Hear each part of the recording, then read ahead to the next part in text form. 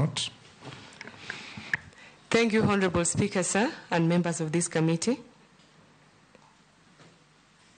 I am not privy to any advice of an Attorney General under whom I served that was not taken by the executive.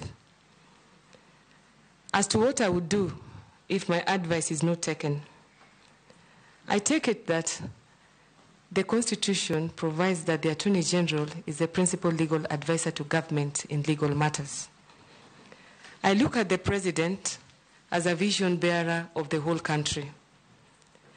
As he receives advice from the Office of the Attorney General, he has to take into account other sectors because the law does not exist in a vacuum.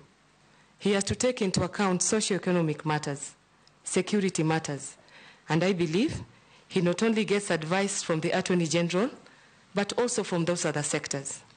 It is the culmination of all these advices from different sectors in which I have no expertise to give that the President of the Republic of Kenya would make a decision.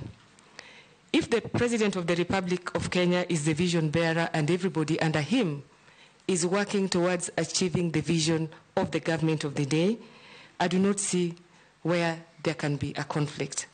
Otherwise, for me, I would give efficient, professional,